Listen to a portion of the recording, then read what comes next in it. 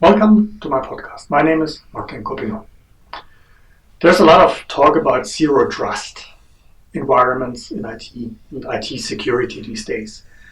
And there's a logic behind it. So with the experience of work from home we just recently had to have, and many organizations, many people had to work from home and still have to work from home, there was apparently a situation where many people also needed to work with a bring your own device approach, using their own computers, using their own Wi-Fi's at home, accessing resources of corporations. And so there's a logic of this leading towards a far stronger adoption of the zero trust paradigms in security, in changing the way we do IT at the end of the day, in a shift away from traditional on-premise data centers towards using as a service deployment models. Why is this? Because at the end, the easiest way is to think in, we have devices which access a service. Unfortunately, we can't trust these devices that much. We can't trust the networks these devices are in, but that's the reality.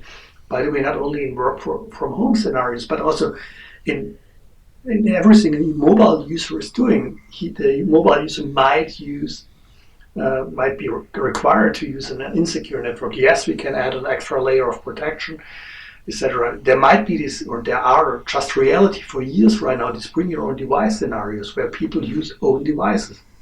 So let's reflect this and think in a way where we say, okay, we have a device. We need to understand how secure or insecure it is. We need to ensure that our information is secure, held in somewhere where it's accessible, including the service being accessible, and then apply the required security measures. Don't trust the device, don't trust the internal network anymore. We can't trust it. We have devices accessing services, and think in a way where we say, okay, the device not necessarily secure, the network not necessarily secure.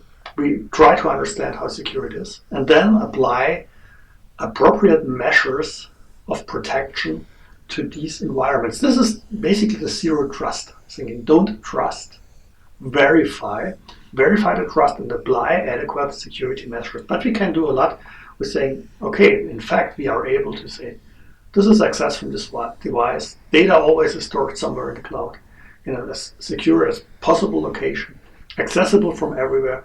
And then we apply the security measures. We apply the multi-factor authentication, the adaptive authentication, which varies depending on the level of trust. And we will build these networks. I think the time really recently has taught us that approaches which try to go through the internal network, connect everything back, etc., they are not flexible enough to deal with specific scenarios we just had or have, as well as they are not flexible enough to reflect the reality of work and how work happens these days. So let's really shift this, move to zero trust paradigm consequently. Thank you for listening to me.